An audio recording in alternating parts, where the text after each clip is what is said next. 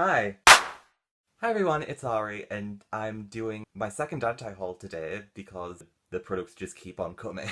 I didn't expect to do an anti-haul again so quickly, but things just started piling up, and I feel like there are a lot of things that are getting revealed recently, so it's just so hard to keep up with them, and I had to get something out on these ones before the next slew came in, because it's overwhelming. I'm glad that there are a lot of releases I generally am not that into, otherwise I'd have no money. Student loan wear.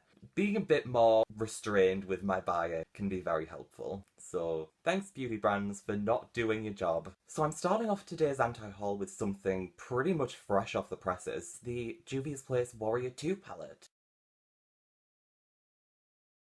I'm gonna be honest, this just reminds me of the Anastasia Sultry palette, except for the fact that it's an all matte palette this time and there's an extra coral. But otherwise it's just like matte browns. It's not even like really warm matte browns or really cool matte browns, it's just kind of matte browns, there you go. I don't understand what's going on with some of these new Juvia's Place palettes because they're incredibly, I feel like they're taking a step backwards. I really feel like some of Juvia's Place's new releases have been lackluster and I feel like the packaging isn't enough to save them. And I know people love the packaging and I get that, but this ain't it, chief. I cannot wait to see some of the excuses people will pull out of the bag to try and justify this release. Sometimes I feel like Juvia's Place is almost this untouchable brand, and anything they release, it's like, oh, but they don't have this in the collection, so it's okay. But if any other company released this palette, like if Tarte released it, Too Faced released it, Kat Von D released it, Dose of Colours, Coloured Rain, like Ofra, anyone could release this palette and it would be dragged through the ground, but I just really don't like this palette, and I feel like if you like the colour scheme and you want to buy it, fair enough, but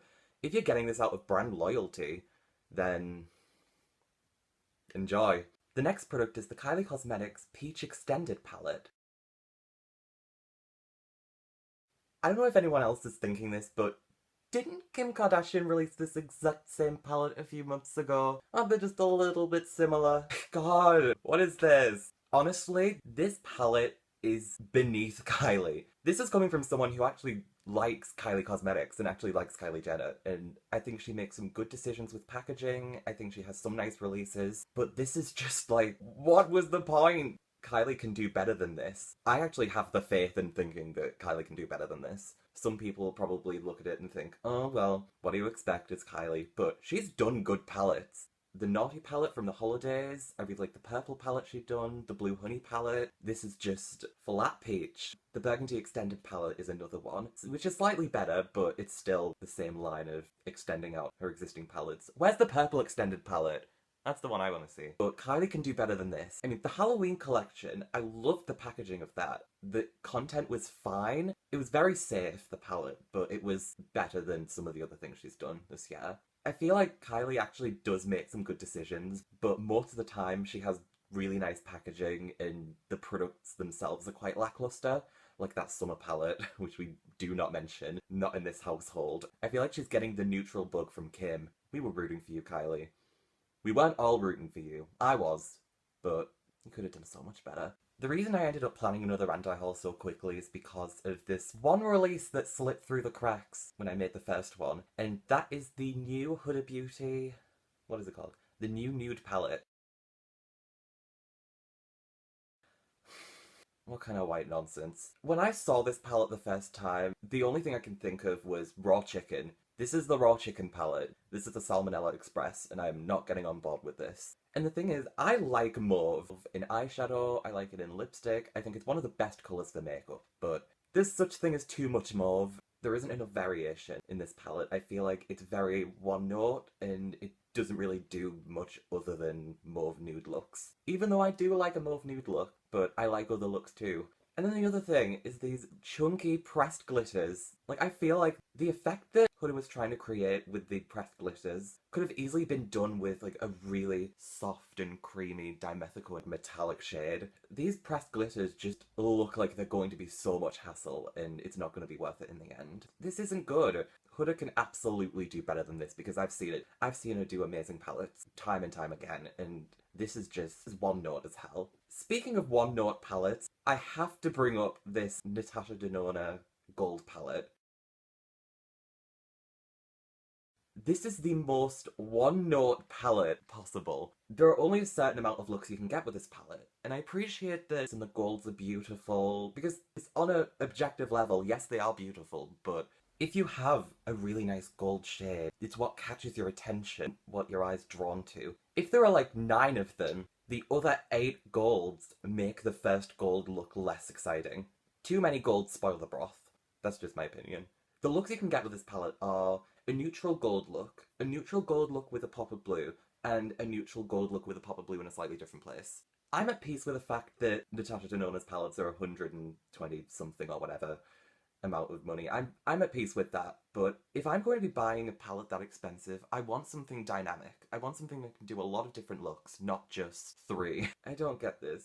I suppose this conversation, Natasha, denotes that I will Natasha do not be getting this palette. Natasha do no thank you. So Kat Von D is making another eyeliner because she was having a serious shortage of eyeliners, clearly. But this one is actually a prototype eyeliner called the Liner X. I will say I like the packaging of this, but I just don't see why Kat Von D needs to make another black liquid eyeliner. Like, she doesn't even need to make another black liquid eyeliner with a felt tip, because she has one of those. It's called the ink liner. It just feels like she's just constantly falling back on black eyeliner. Like, there's only so much you need. How many versions of eyeliners does she have? She has the tattoo liner, she has the ink liner, she has the inkwell liner, she has the dagger liner, she has the lash liner. So I counted at least 5 on my hand, so this is like the 6th one, and it's unnecessary. It's not like I'm going to be buying from Kat Von D anyway. I will say, if I was buying from Kat Von D, I would be considering the 2 new eyeshadow singles she's brought out. Previous shades called Swoon and Bloodmilk as singles. Now these are nice shadows, but again, I don't really want to support Kat Von D, and also I could probably dupe these. But god, those colours are stunning, I will say. I'll give her that. I really want to bring up one of the new Dose of Colours holiday palettes, the Pretty Cool palette. When we said we wanted more of the 5-pan Dose of Colours palettes, we didn't mean this. This is just very monotonous. I would have loved to see something maybe like purple or olive. I feel like no one's asking for more browns. I feel like we're all good on the brown front.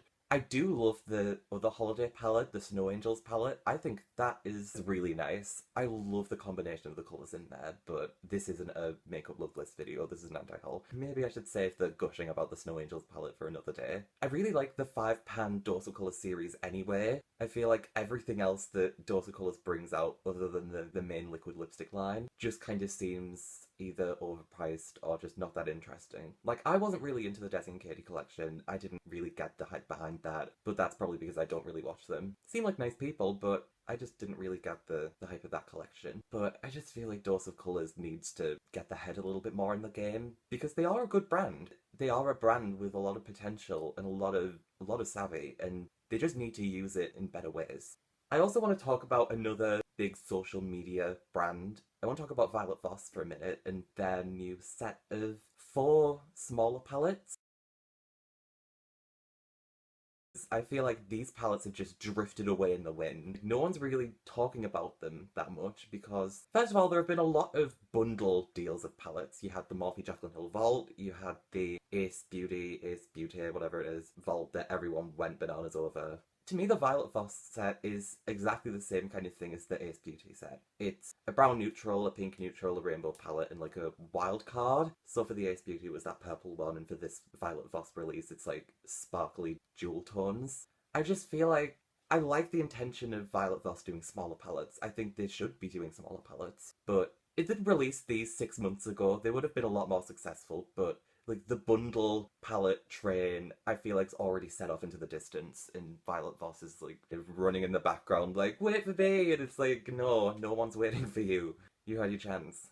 This might pick up a little bit more, but I don't see it for Violet Voss. I may as well get down to talking about, now this is the palette that I don't want, but the collection I like, and this is the Lime Crime Birthday palette.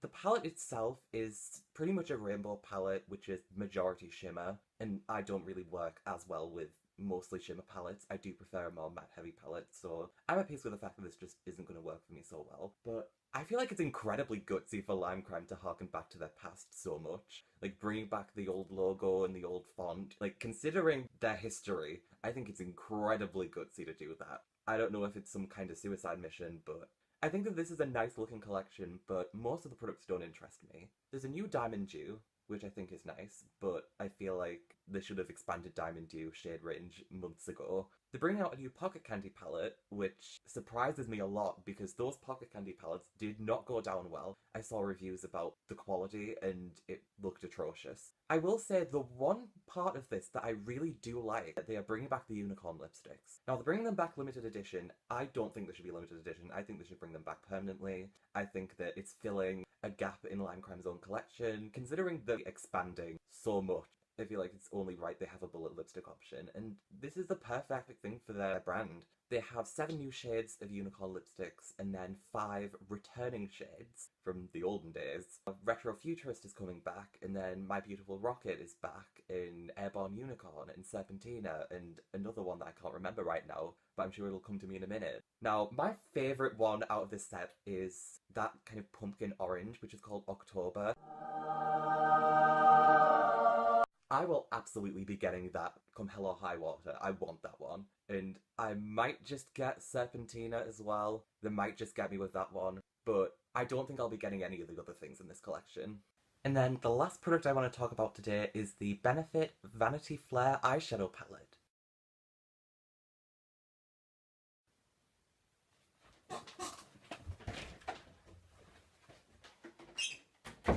So that's the end of the video. If you enjoyed this video, I'd love it if you gave it a thumbs up. If you have friends that like anti-hauls, be sure to share this video with them, because if they like anti-hauls, they might like this one. And if you want to see more of me, then subscribe to my channel below. I am aryelynet on Twitter and aryelynet on Instagram, so check me out there if you want to see more of me. Thanks for spending time with me today, and I love you for watching. Bye!